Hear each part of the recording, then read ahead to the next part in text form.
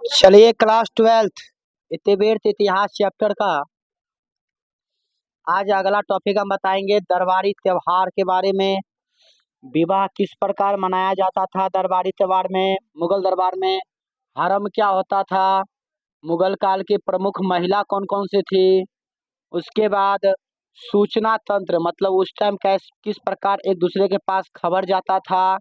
और फिर मैं बताऊंगा कि बहुत ही मोस्ट क्वेश्चन अकबर के दरबार में 9 रत्नों के नाम। तो इसमें दो टॉपिक है जो सबसे मोस्ट है और वह आता है, एक सूचना तंत्र और दूसरा नवरत्न, 9 रत्न। ये दोनों पर ज्यादा विशेष फोकस कीजिएगा और सब पर भी फोकस कीजिएगा। चलिए सबसे पहले हम बता दें कि मुगल काल में जो दरबारी त्योहार मनाया जाता था उसमें वर्षगांठ मनाया जाता था। वर्षगांठ, जैसे राजा जब बना तो उसका 1 साल पूरेगा ना, तो उसी को कहते हैं वर्षगांठ। तो उस त्योहार को बड़े धूमधाम से मनाया जाता था। ईद का त्योहार बड़े धूमधाम से मनाया जाता था। सब ए बारात बड़े धूमधाम से मनाया जाता था और होली भी बड़े धूमधाम से मनाया जाता था। इसके बाद सौर वर्ष के अनुसार या चंद्र वर्ष के अनुसार बादशाह का जो जन्मदिन होता था वह भी बड़े धूमधाम से मनाया जाता था। और उसके जन्मदिन पर एक प्रथा चलता था जिसको कहते हैं तुलादान प्रथा। इसका मतलब समझिए, इसका मतलब कि जितना वजन का राजा हुआ ना उतना ही वजन का उसको आभूषण के साथ तौला जाता था और वो राजा को गिफ्ट में मिलता था उसके जन्मदिन के उपलक्ष्य में, समझे। इसके बाद फारसी का जो नव वर्ष होता है जिसको कहते हैं नौरोज, यह भी त्योहार बड़े धूमधाम से मनाया जाता था।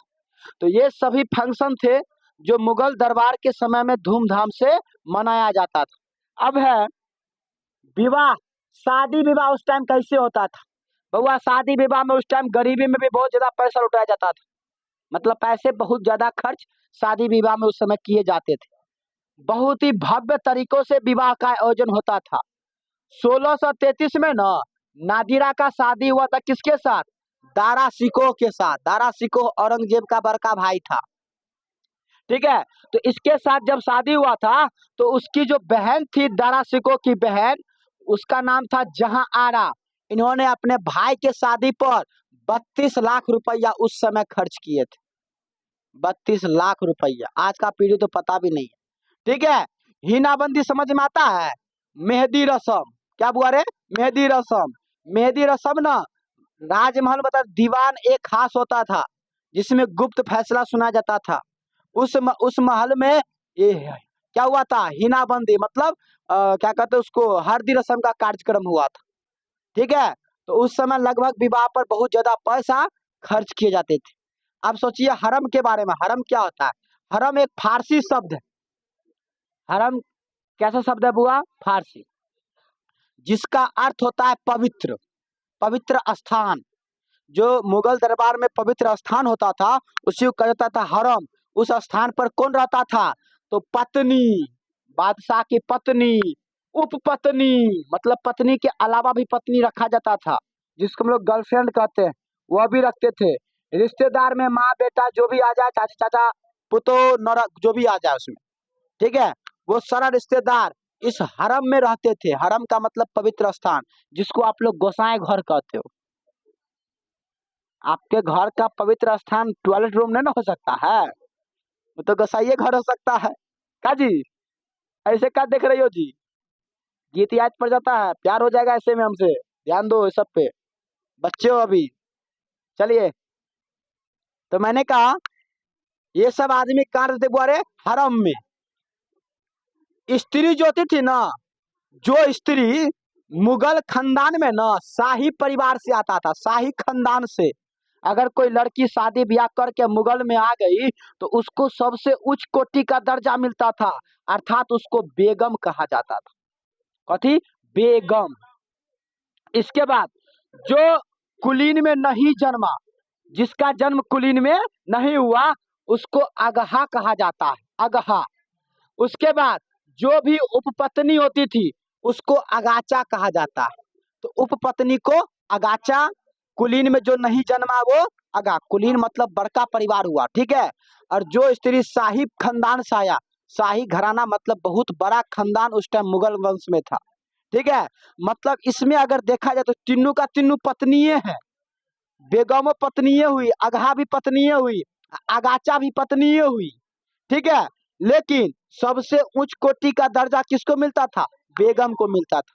अगर जिसके पास बेगम नहीं है, जिसका मतलब शादी हुआ और शाही खानदान से नहीं हुआ, ठीक है, तो वो ना अगहा को या अगाचा को ना बेगम का दर्जा दे सकता।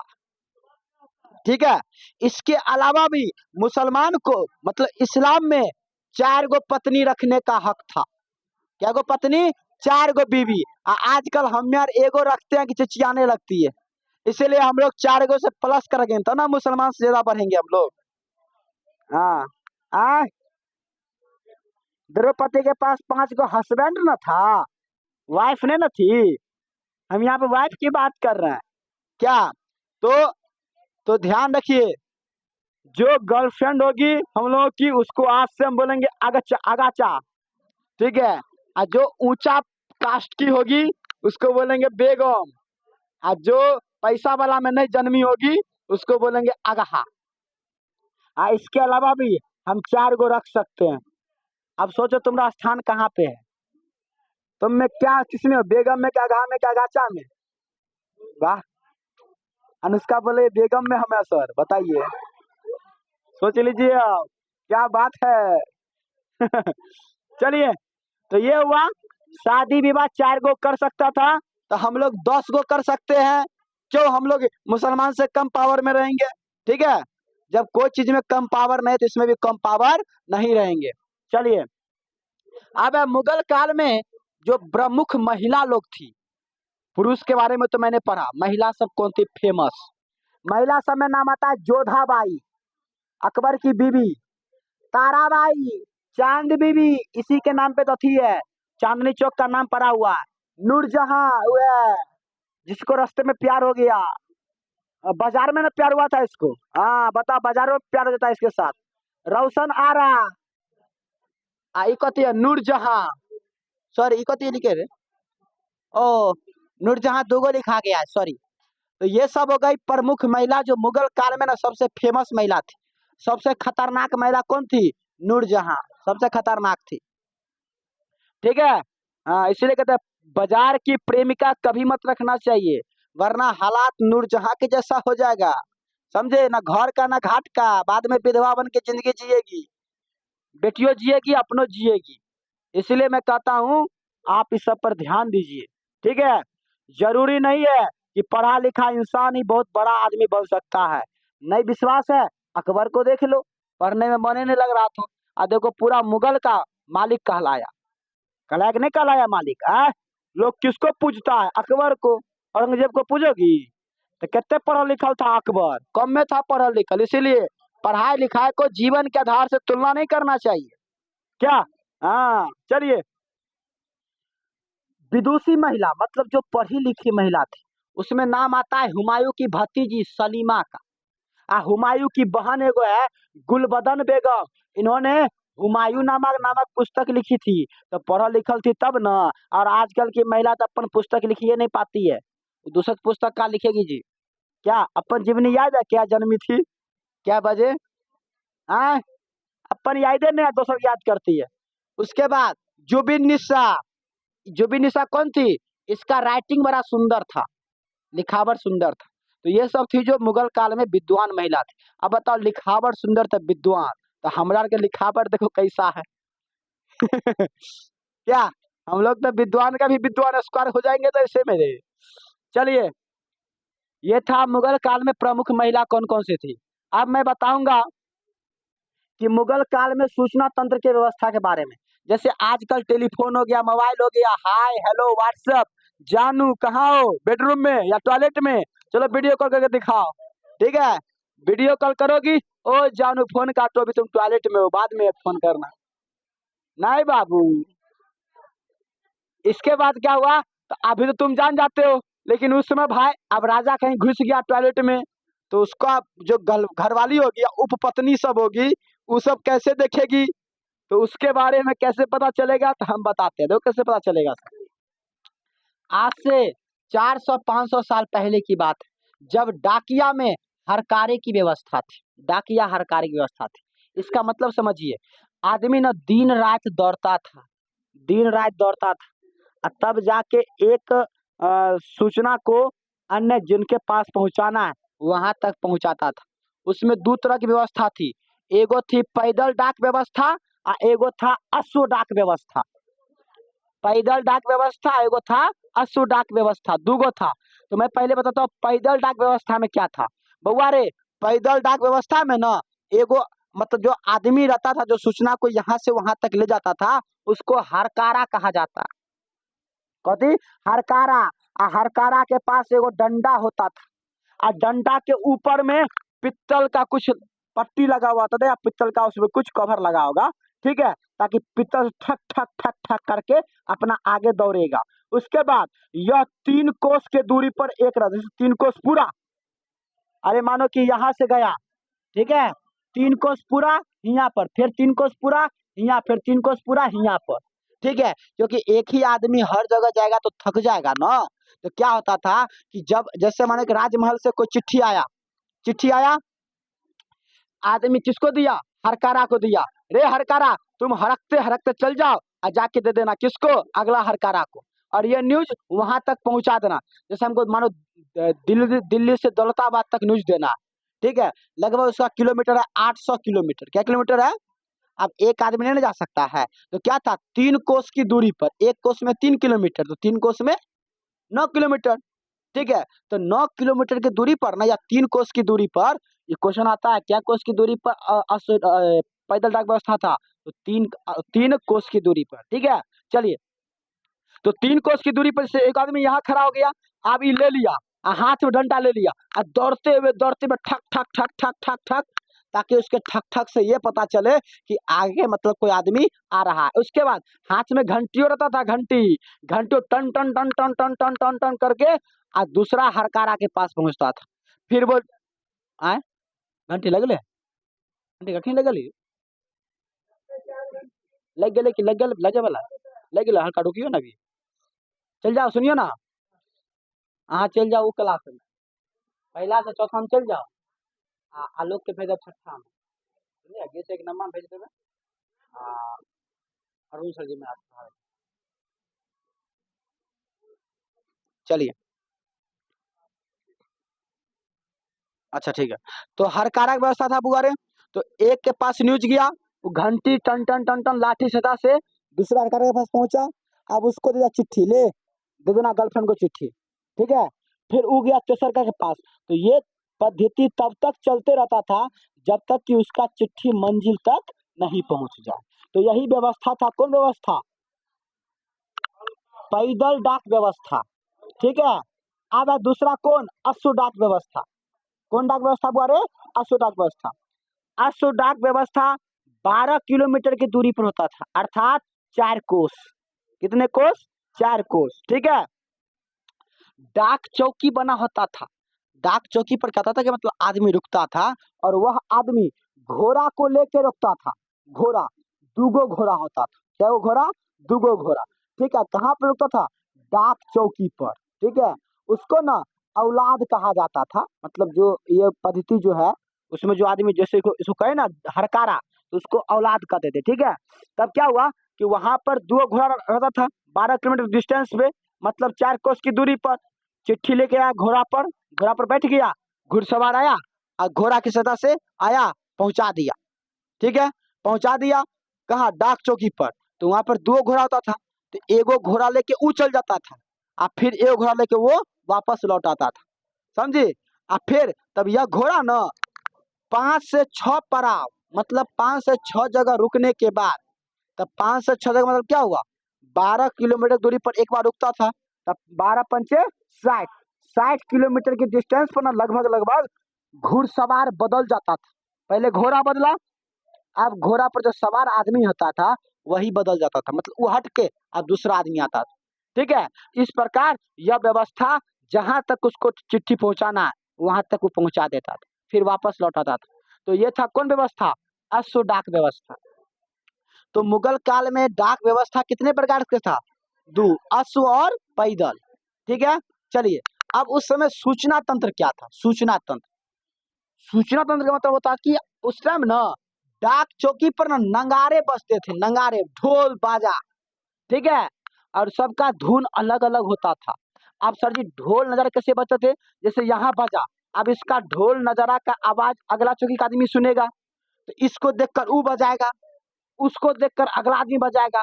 तो इस प्रकार राजा से लेकर जहां तक होना था वहां तक बज जाता था आराम से, ठीक है। उस टाइम ना मोबाइल नहीं ना था क्या, तो क्या था कि नगाड़ा बजता था। अब जैसे दरबार बंद करना है या दरबार खोलना है तो भाई उसके लिए नगाड़ा बजेगा तो ना लोगों को पता चलेगा कि दरबार बंद हो रहा है कि दरबार खुल रहा है। क्या लोग फिर उसको देखने के लिए तुरंत जा पाएगा, ठीक है। तो जब दरबार द्वार खुलता था ना तो नगाड़ा को 2 बार जोर जोर से पीटता था। तो 2 बार पीटा तो बुझ गया, अरे दूरा खुल गया, मतलब द्वार खुल गया। आज जखने 3 बार गलती से पीट दिया इसका मतलब दरबार बंद हो गया। अब ये 2 बार पीटेगा, ठीक है, अगला आदमी के पास गया, ओ 2 बार आवाज बजाया है कि मतलब दरवाजा खुल रहा है। फिर वो 2 बार बजाएगा, फिर अगला आदमी सही सुनेगा। तो इस टाइम पूरा जितना था उसका क्षेत्र वहां तक का आदमी सुन लेता था कि दरबार अब बंद हो गया है। क्या तुरंत 5 मिनट में पूरा लोगों को पता चल जाता था आराम से, पूरा राज्य के लोगों को, ठीक है। उसके बाद राजा भोजन किया तो तैयो नगाड़ा बजना है। इसका मतलब राजा जिस समय भोजन करेगा उस समय किसी को भोजन नहीं करना है, ठीक है। तो ये नगाड़ा की सहायता से ही पता चलता था। तो सर जी इसको कैसे पता लगा? तो इसका धुन अलग था, धुन अलग कर दिया कि इस धुन पर ना ये समझना कि राजा भोजन कर रहा।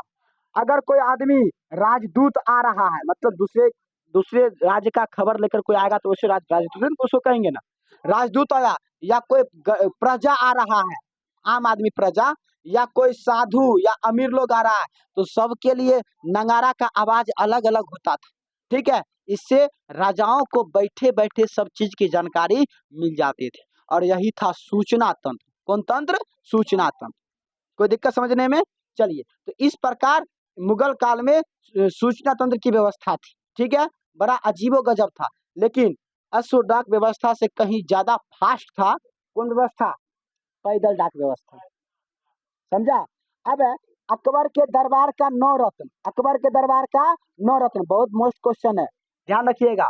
9 रत्न का नाम बोलते हैं। पहला है अब्दुल रहीम खान ए खाना, अब्दुल रहीम खान ए खाना, ठीक है। इसी का शॉर्टकट नाम है रहीम जी, जिसका आप लोग पढ़े होंगे, जो चंदन में इसका दोहा होगा, जो रहीम उत्तम प्रकृति का करी सकत कुसंग, चंदन विष व्यापत राही लपटे रहत भुजंग, ठीक है। तो इसका बहुत सारा दोहा आप 7वां 8वां में पढ़ेंगे, रहीम जी का दोहा, कबीर जी का दोहा, ठीक है। तो वही रहीम जी की मैं बात कर रहा हूँ। तो ये रहीम जी जो थे वो बैरम खान के बेटा थे। किन के बेटा थे? बैरम खान। ये फारसी, तुर्की, हिंदी के काफी विद्वान थे। इन्होंने बाबरनामा नामक पुस्तक का अनुवाद तुर्की से किस भाषा में किए थे? फारसी भाषा में किए थे। कौन? रहीम जी। इसके बाद दूसरा है हकीम हुमाम। हकीम हुमाम कौन थे? तो राजा जो थे सम्राट, उसके पाठशाला का प्रधान था, स्कूल का प्रधान था। कौन? हकीम हुमाम। तीसरा मुल्ला दो प्याजा, मुल्ला दो प्याजा, नाम से सुनिए, इसको प्याज का बड़ा शौकीन था। इसका बुआरे प्याज के ये शौकीन थे, इस तरह से नाम पड़ गया मुल्ला दो प्याजा। मुल्ला दो प्याज दे दो, ठीक है। हाँ, ये वाक पटुता में बड़ा प्रसिद्ध थे, बोलने में बड़ा फरहर था ये, ठीक है। ये ना अरब में निवास करते थे, अरब में रहते थे, ठीक है। तो ये तीसरा हो गया मुल्ला दो प्याजा। चौथा हो गया फैजी। ये फैजी के है? तो शेख मुबारक का बेटा है। शेख मुबारक कौन है? अबुल फजल का बाप है। इसका मतलब फैजी अबुल फजल का भाई हो गया, फैजी अबुल फजल का भाई हो गया, ठीक है। और उसके बाप का नाम था शेख मुबारक। ये गणित के लीलावती जो ग्रंथ है ना, उसका अनुवाद किस भाषा में किए थे? फारसी भाषा में किए थे। इसके बाद 5वां है तानसेन। तानसेन बड़ा फेमस गायक था, बड़ा फेमस गायक था। और आपको जान के बड़ा खुशी होगा कि ये हिंदू था, लेकिन दुख होगा कि ये इन्होंने बाद में इस्लाम कबूल कर लिया। क्या कबूल कर लिया? बोले इस्लाम, मुसलमान बन गया। अगला है मानसिंह। मानसिंह कौन था? याद करिए, राजा मानसिंह भगवान दास का बेटा था। किसका? भगवान दास। यहाँ के पता है भारमाल उसका पोता था, भारमाल की बेटी से किसी का शादी हुआ था, याद कीजिए, बताए थे भारमाल का। ठीक है। और इसके बाद ये प्रख्यात सेनापति भी थे, क्योंकि अकबर जकरा से ब्याह किया उसको मालिक बना दिया अपने यहाँ का। ठीक है। इसके बाद मुगल का जो विस्तार हुआ था, जो मुगल बहुत ज्यादा दूर में फैला, अपना शासन बहुत ज्यादा लंबे दूरी तक किया, तो वह में उस भूमिका में इस मानसिंह का सबसे बड़ा हाथ था। इसके बाद राजा टोडरमल 7 नंबर पे आता है टोडरमल। ठीक है। टोडरमल जो थे वो मुगल काल के वित्त मंत्री थे, जिसको दीवान पद पर नियुक्त किया गया था, उसी को कहते हैं वित्त मंत्री। ठीक है। पैसा को लेखा जोखा करता था। इन्होंने भूमि सुधार हेतु बहुत सारा प्रयास किया। क्या प्रयास किया था याद करिए। 1582 में भूमि पैमाइश अपनाया था। भूमि पैमाइश में क्या होता है, जो भूमि का जितना क्षेत्रफल होगा और उस पर जितना उपज होगा उसी के आधार पर टैक्स करना निर्धारित। ठीक है। यही था कौन, राजा टोडरमाल। इसके बाद अबुल फजल, आप जानबे करते हो अकबरनामा के लेखक कौन थे, अबुल फजल। और यह अब क्या कहते हैं, अकबर का मित्र थे, दोस्त थे, दोस्त। ठीक है। और इनके बाप का नाम था अब्दुल्ला, नहीं नहीं नहीं, ये दूसरा शेख मुबारक इनके पिताजी का नाम था, किनका, अबुल फजल का। और मैं जो नाम बता रहा हूँ अब्दुल्ला अजबेग, इन्होंने लिखा था किसके बारे में, अबुल फजल के बारे में लिखा था। क्या लिखा था कि मैं अकबर के तलवार से जितना नहीं डरता हूँ ना, उतना मैं अबुल फजल के कलम से डरता हूँ। जो उसका कलम का लिखावट किस समय क्या कर देगा वो कहना मुश्किल है। ठीक है। इसीलिए मैं जितना अकबर के तलवार से नहीं डरता, उससे ज्यादा मैं किसे डरता हूँ, अबुल फजल के कलम से। ठीक है। चलिए, और लास्ट में आता है बीरबल। 9 नंबर पे कौन था, अरे बीरबल। बीरबल कौन था याद करिए, अकबर बीरबल का कहानी खूब सुनते होइएगा आप। बीरबल था बड़ा विद्वान आदमी था। ठीक है। और यह हिंदू था, लेकिन उन्होंने बाद में मुसलमान नहीं बल्कि अकबर का एगो नया का धर्म आया था, दीन ए इलाही। दीन ए इलाही भी एक धर्म है, और उसका एकमात्र आदमी था कौन, बीरबल। कौन था, बीरबल। और बीरबल जो था बड़ा विद्वान आदमी था, उसके पास किसी भी क्वेश्चन का आंसर रहबे करता था, तुरंत हाजिर जवाब, तुरंत जवाब देता था वो, कौन, बीरबल। उसके बाद यह वाक पटु था, बहुत बोलने वाला आदमी था। ठीक है। इसके जीवा पर मतलब जीव पर ना ऐसा लगता था कि हमेशा सरस्वती जी निवासे कर रहे हैं, तब ना इतना विद्वान था, जखनी जो क्वेश्चन पूछ दे उस क्वेश्चन का जवाब तुरंत हाजिर है। ठीक है। इसके बाद इनकी इन्हीं महानता को देखकर अकबर ने इनको कविराज की उपाधि दिया था। तो कविराज की उपाधि किनको मिला था, बीरबल को। किसने दिया था, अकबर ने। इनका बचपन का जो नाम था बीरबल का, महेश दास नाम था। क्या नाम था, महेश दास। इसके बाद 1586 में जब अफगान के साथ लड़ाई लड़ रहा था, तो अफगान के साथ लड़ते लड़ते इनकी मृत्यु हो गई थी, अर्थात ये मौत गए थे। इस प्रकार आपको आज मैंने 2 क्वेश्चन बड़ा बीएम बता दिए, और वो मुगल काल में सूचना तंत्र के बारे में, और दूसरा क्या मुगल काल मतलब अकबर के समय में 9 गो जो रत्न था, 9 रत्न समझ में आता है, बड़ा विद्वान विद्वान आदमी किसी न किसी क्षेत्र में, तो वह 9 रत्न अकबर के दरबार में कौन कौन था, इसके बारे में मैंने बता दिया, और उम्मीद करते हैं कि आपको समझ में आ गया। चलिए, लाइक सब्सक्राइब कमेंट शेयर जो भी करना जल्दी से कीजिए, 12th के बच्चे।